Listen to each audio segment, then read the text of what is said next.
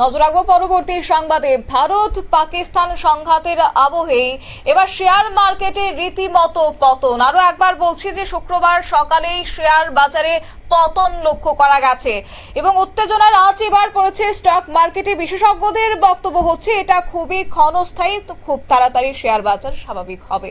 বিস্তারিত জানবো, আমাদের সঙ্গে যুক্ত হয়ে গেছে প্রতিনিধি রাজীব দত্ত। রাজীব, কি জানতে পারছো এবং কতটা পতন আজকে লক্ষ্য করা গেছে? শুক্রবার সকালে মুম্বাই স্টক মার্কেট কিছুটা বেশ রকমই পতন হয়েছে, যদি বলো 680 পয়েন্ট পতন হয়েছে আজকে গতকালে। কিন্তু যেটা মনে করা হচ্ছে যে যুদ্ধের পরিস্থিতি, যুদ্ধ বলবো না তো, যে পাকিস্তান আমাদের উপর আক্রমণ করছে আর প্রত্যাঘাত করছে ভারত, এরকম একটা উত্তেজনাময় পরিস্থিতিতে শেয়ার বাজারে কিন্তু ধস নেমেছে, অস্বীকার করার কোনো জায়গা নেই।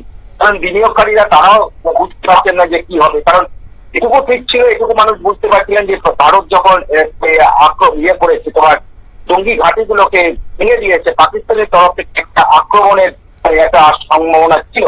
সেটাই কিন্তু পাকিস্তান করছে। গতকাল রাত্রে সারা রাতই প্রায় ভারতকে উদ্দেশ্য করে, ভারতের দিকে লক্ষ্য করে মিসাইল এবং ড্রোন ছুটেছে এবং এখনো কিন্তু মানে যথেষ্ট ফায়ার করছে বিভিন্ন সীমান্ত অঞ্চল জুড়ে। এবং এর ফলে কিন্তু একটা শেয়ার বাজারের অনিশ্চয়তা দেখা দিয়েছে। যদিও বিশেষজ্ঞরা বলছে এটা খুব ক্ষণস্থায়ী, এটা স্বাভাবিক হয়ে যাবে। কারণ ভারত অত্যন্ত ক্ষমতাশালী দেশ।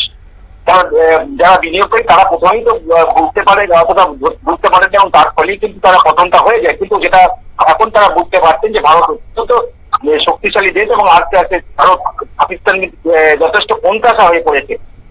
আগামী কয়েকদিনের মধ্যেই শেয়ার বাজার কিন্তু আবার যেমন চাঙ্গা হয়ে যাবে, তাতে কোনো সন্দেহ নেই। তবে দেখো শতাব্দী, একটা জিনিস যে ডিফেন্স সংক্রান্ত যে সংস্থাগুলো আছে, মানে সেই সংস্থাগুলোর কিন্তু শেয়ার বাজার চাঙ্গা রয়েছে। যেমন যদি বলো টাটার, যারা ডিফেন্স সংক্রান্ত বিভিন্ন কাজ করে, টাটা মোটরস, ন্যাশনাল টুকরো, এই সমস্ত শেয়ার যে তাদের সংস্থাগুলোর শেয়ারের কোনো পতন হয়নি।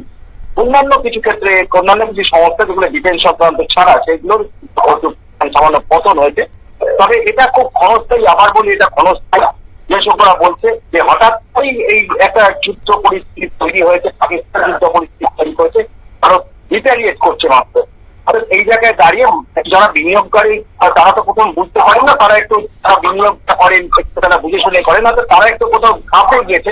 কিন্তু আস্তে আস্তে সব ঠিক হয়ে যাবে।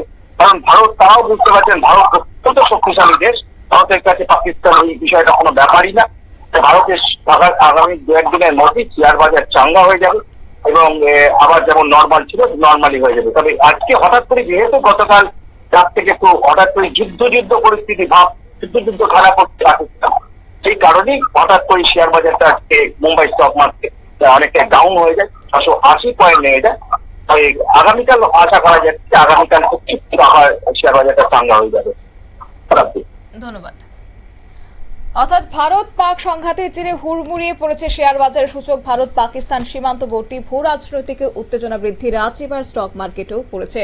শুক্রবার সপ্তাহের শেষে কাজের দিনে বাজার খুলতে 680 পয়েন্ট পড়ে যায় বোম্বে স্টক এক্সচেঞ্জের সূচক।